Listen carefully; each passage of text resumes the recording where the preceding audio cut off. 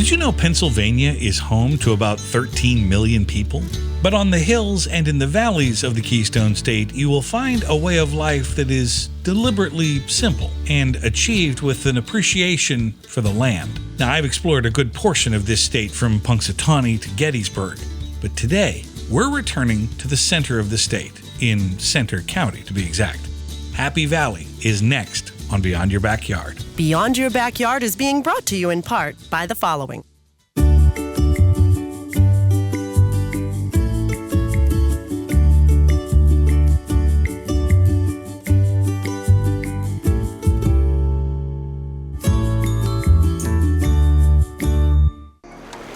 Sky Vacations. Bespoke journeys across Europe, Asia, Africa, Latin America and the Middle East. Sky Vacations, your gateway to global destinations. Let us get you there.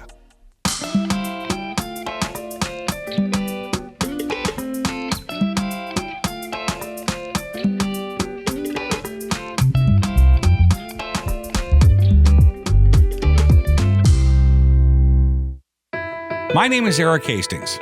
Yeah, that's me. And for as long as I can remember, I've always loved to travel, and I still do today. But you know what I've learned? There's so much more that brings us together than divides us. Which is why I've made it my mission to do the very same things you can do, but to take you beyond the experiences, to uncover the soul of every place we visit. Let me introduce you to the people, the places, and the secrets that remind us how exciting it is to share with one another, to understand one another, and to realize just how connected we really are. I am Erik the Travel Guy, and this is Beyond Your Backyard.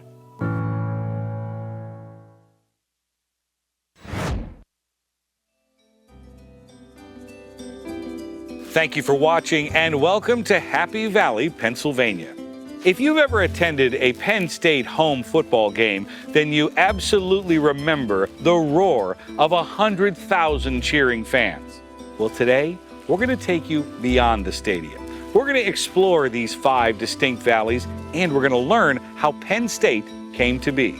We'll also meet some cute yet ferocious animals. We'll taste some spirits from a local distillery. We'll make a stop on the Underground Railroad, and we'll learn how to make a perfect Bloody Mary with all the accoutrements. It's going to be a good one. Let's get started. We're wasting no time by taking a look at our handy travel map. As you know, the Keystone State is a big state, with Philadelphia over here and Pittsburgh all the way over here. Right in the middle of the state is Center County, home to such charming towns as Bellefonte, Milheim, and State College, just to name a few.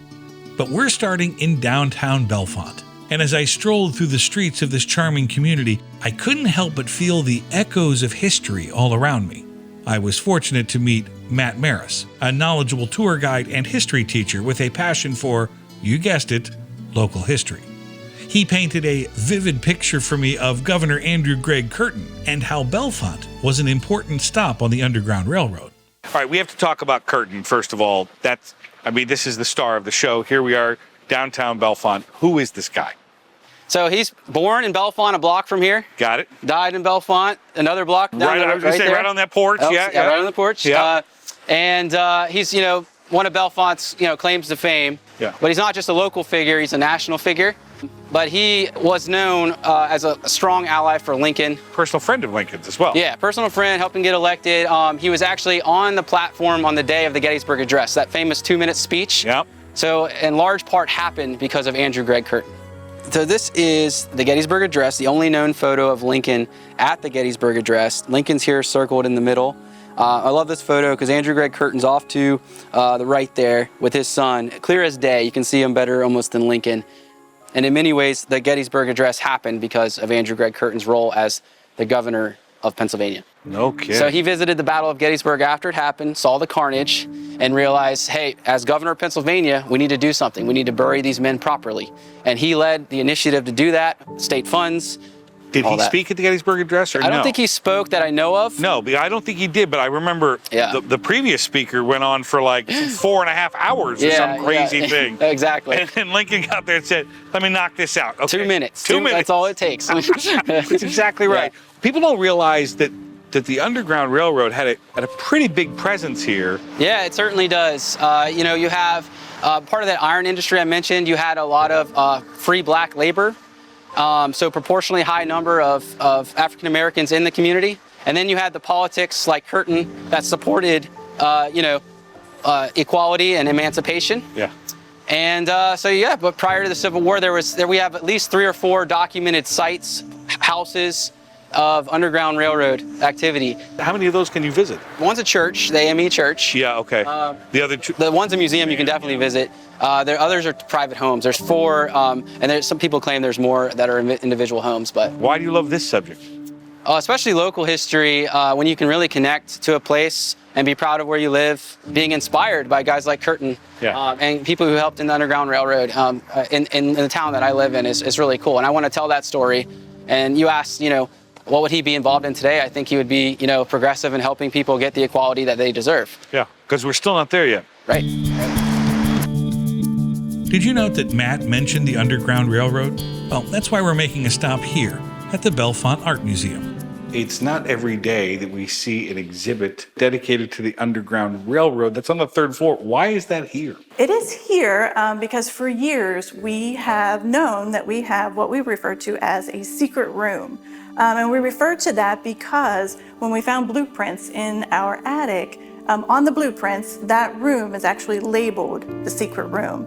And what that consisted of was a room on the other side of a wall, but there was no visible or internal or external way to get to that room. And when you were standing in the first room, you didn't even know that that other room existed. The only way to get to it was to go through a closet door, lift up a hatch, crawl along a little passageway, and then you crawled into this room that wasn't visible from where you started. And so about 4 years ago, we received a grant to renovate that and open it up to the public, and it's been a huge asset to the museum. I was going to say, it's incredibly unique. It is. And, you know, because we are an art museum, we decided to create an art installation inside that secret room. And so we hired a local set designer to create cutouts to give someone the effect or the feeling of what it would have been like for the men and women and children to be staying in the room during that time. Got it. How long should someone spend here? How long do people stay here when they come to visit? Oh, you should at least be here a good hour, I would say, to go through all the galleries, because we have 7 different galleries. We have a gift shop. We have 2 beautiful gardens. So there's a lot to see and take in, and I think you should really take the time to go around and look at each piece and, you know, judge for yourself what you get from that art. After my short visit, I had just enough time to head over to Penn's Cave and Wildlife Park. I took an amazing boat ride through the breathtaking grotto. Let's go. I would think that some people, not many, but I would think some people get a little claustrophobic. Oh, yeah. But once they settle in, they realize, okay, nothing's going to happen. Like, this is it. Even someone who is a little fearful up front? Exactly. As they come in, there's excitement, and there's also a little bit of fear. And then when I reach over here and I do this, it goes from fear to wonder. This is incredible. You think about one single piece of paper and the thickness of a piece of paper, and that's about what 1 year of growth is. So you think about like 500 sheets of paper for an inch. There they are. Oh, look at that. That's cool. If you were to wear scuba gear and go back underneath where the rocks, where the water goes back under the rocks, there may be a whole lot more there nobody has found yet. Right.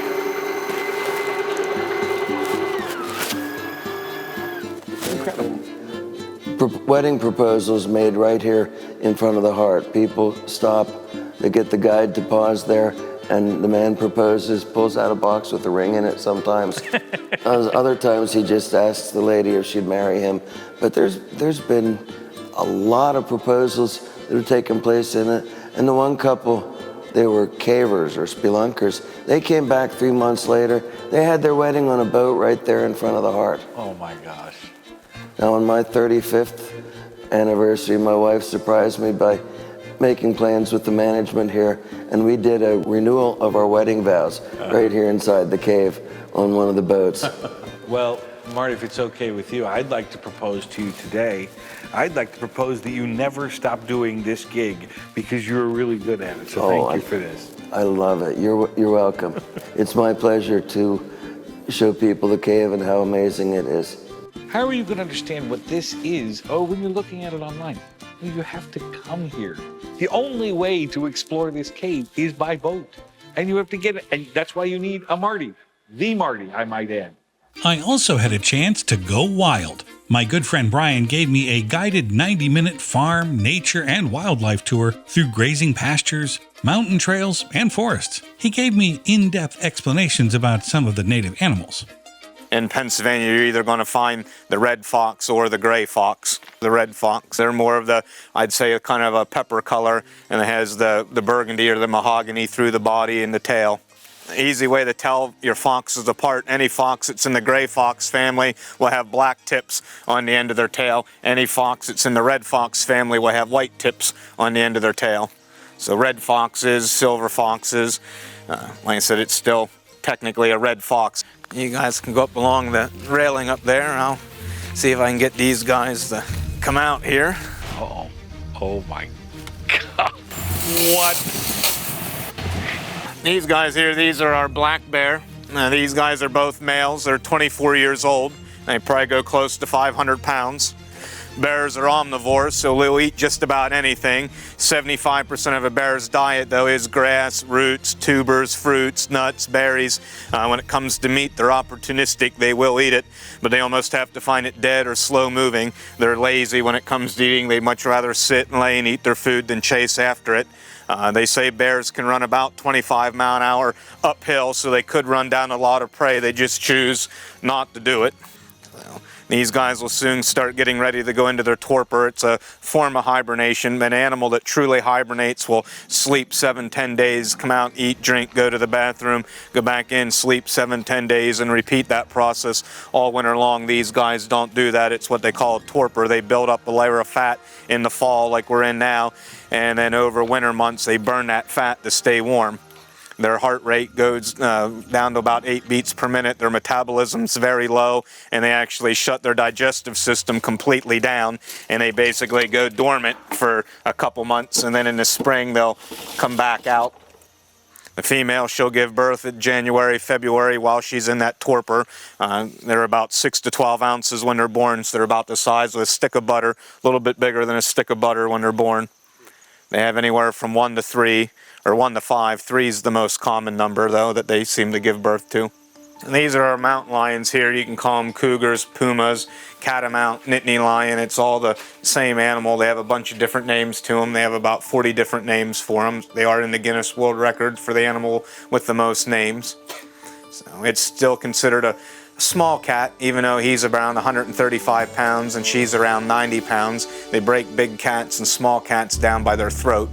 Big cats would be your lion and your tiger. Their throats are bone. It's called a hyaloid bone, so they can roar, but they cannot purr. Mountain lions, caracal cats, your lynx, bobcats, all the way down to your house cat, their throats are cartilage, so they're considered small cats, and they can purr, but they cannot roar. Mountain lions can scream, so mountain lions are the largest in the cat family to purr. They can reach speeds of about 30 to 35 miles an hour on a sprint, but they can only maintain that for a very short distance.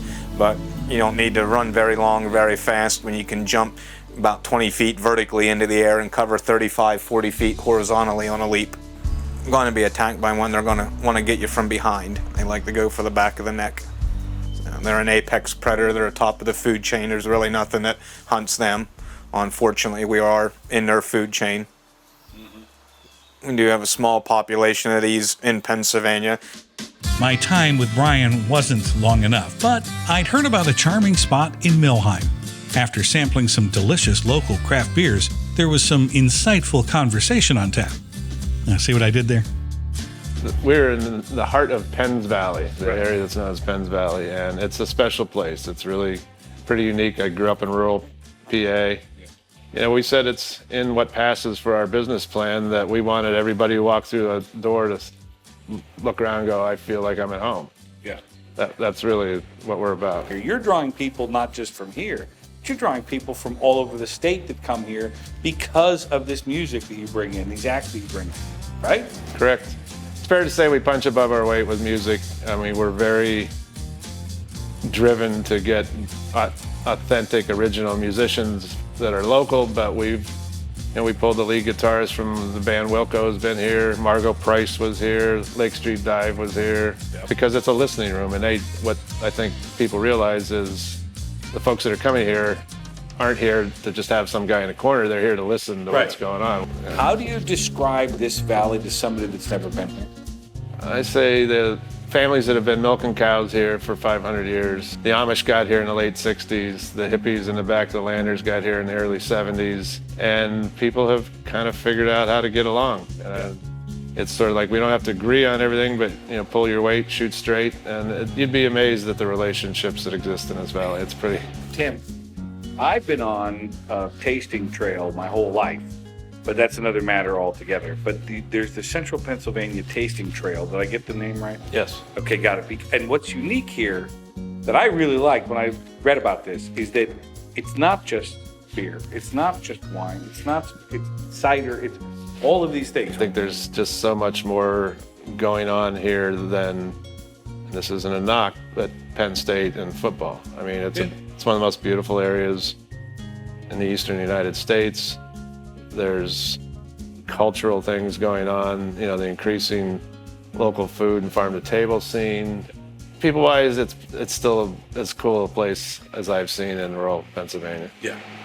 One of the major themes here in Happy Valley is an appreciation for the land. And I couldn't find a finer example of that than at Windswept Farm. I took a tour of the farm and was served an incredible lunch, which got me pretty thirsty. So I dropped in on Colin Bates behind the bar at Gigi's Southern Table to learn how to make a delicious brunch time classic cocktail. The classic Bloody Mary is really an underrated cocktail, wouldn't you say? It is. I think that it's often kind of mismade or misinterpreted. I think that there is a way to kind of make it that isn't necessarily pretentious, but also really the mouthfeel should be really kind of full, but it shouldn't kind of like stay in your throat. It shouldn't coat. Right. We don't want that. The viscosity should be easy to imbibe. I'll use the word viscosity, and I love it. So where do we start? We've got our, what are these called again? This is a Boston. Okay. So you can use this, and there are a couple of different ways to actually prepare it with the same Boston. We're going to go over both. Okay, got it. For right now, kind of layman's, we're just going to start with a vodka. We're using a local Big Spring. I love that vodka. It's fantastic. It's made right out here in Bellefonte. We're going to use this vodka. It's fantastic. You can use between, I would say, 1.5 ounces to 2. Okay. The Bloody Mary really kind of came into its heyday in the States during the 80s. Yeah. And so back, and even in the 70s, back then, they weren't necessarily using jiggers. It's kind of like the Tequila Sunrise. Got it. So if somebody wants to order a Tequila Sunrise, I'm not going to necessarily be as precise as if they're going to get a Manhattan or even like an Old Fashioned or now a that's an Sazerac. interesting point. Hold on a second. Have fun with it. I was going to say that's Everybody's a great point. Some cocktails do need a little bit of precision work. 100%. Where does it come from? And live in the spirit of the drink. If you're going to be getting a Manhattan, then you kind of want it proportionately particular. But if anybody's getting a Tequila Sunrise because they really like the Tequila Sunrise, they probably also like AC/DC. Like they probably also like, like a good time. And they're not interested in how precise you're going to necessarily be with the drink. I knew I was going to love this interview. I just knew it, Colin. I just knew it. So we're going to give it that. Okay. All right. And we've got some Bloody Mary mix that we've already kind of made through the magic of television. All right. Okay. So we're going to add, again, let's, in the spirit of the drink. No pun intended. Correct. Add about 3 ounces. Okay. Okay. I like a little bit of lemon juice. Anything acidic brightens a drink. Yes. Adds flavor. Okay. I'm using just about 1/4 ounce. Is this a spicy situation, or are we middle of the road here? What I've added here is just kind of a little bit of Tabasco, a little bit of Worcestershire, nothing over, keep it calm. Got it. And so we can do it 2 different ways. One, we can shake it. Okay. All right. And what that's going to do is essentially emulsify the citrus in it. It's going to dilute it and make it cold. The other thing that you can do is roll it. Now here we're going to roll it. Here we're going to roll it. What you're actually doing is, as you pour it down, just dropping your arm. And now we're talking. You're diluting it without oxidizing it. And the reason that this actually works with this drink so well is that you don't necessarily need to oxidize it. You're just hoping to marry the flavors. And so if you go to some of these fancy bars, they will roll, or in some cases they call it throwing. This is a lovely way to kind of glean that viscosity without necessarily oxidizing anything. Got it. That's a cool point. Yeah. Okay. In both cases, I've got my lime over there. I'm going to rim it with some lime. All right. Here at Gigi's, this great Southern Table restaurant. It's a very subtle thing you're doing. All right, now hold up. We're doing a little mix here. What's the mix? Some seasoning salt and some Old Bay. That's it. Okay, got it. Yep. Okay. And that allows the consumer, if they want to, have something spicier. You asked me how spicy is this. We're going to provide this with the client's ability to decide whether or not they want it to be more than what they have. We have this. We're just going to add it. But you didn't pour this over ice. We've already diluted it. We're going to add ice. Yeah. Boom. Here we're going to use the green onion. Okay. Right. I'm going to top it off with just a little bit of shaved ice to give it a platform. What do you mean by platform? Platform because at Gigi's, this is again going to be a drink that you might enjoy for an hour or more.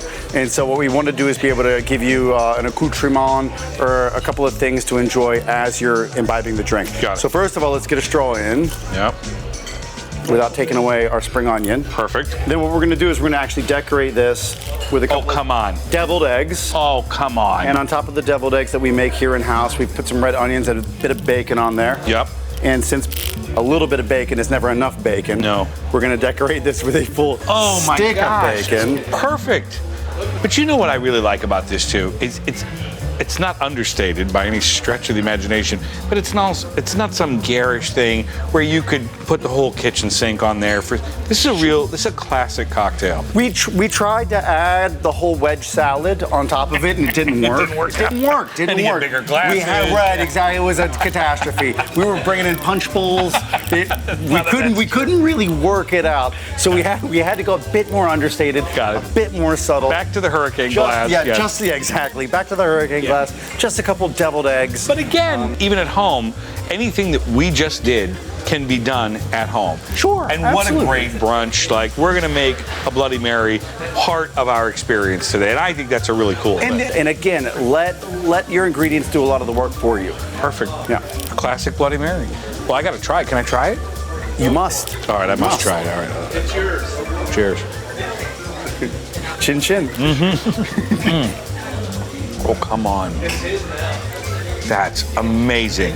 Nice. That is perfect. I'm glad you like it. It's actually I'm thrilled. Perfect. Oh, I can't wait to get to the rim. That's going to be good too. It's a process. I'm going to work my way down. Brunch. That's why they call it happy brunch. Happy brunch. Chin chin, guys. Bacon, Bloody Mary mix. I mean, really, we're doing good. In the words of the Rolling Stones, time waits for no one. So I say, make the most of it.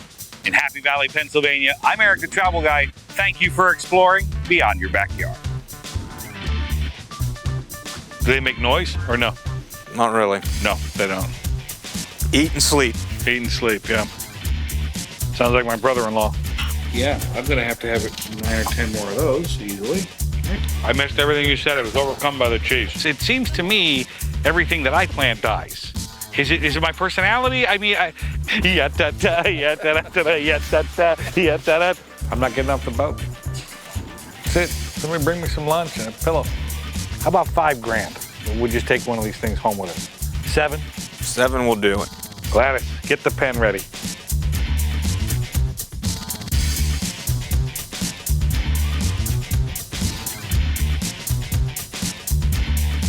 For more information on this episode, visit erikthetravelguy.com. And while you're there, you'll discover other fascinating destinations just beyond your backyard and links to follow me on social media. That's erikthetravelguy.com. Beyond Your Backyard is being brought to you in part by the following.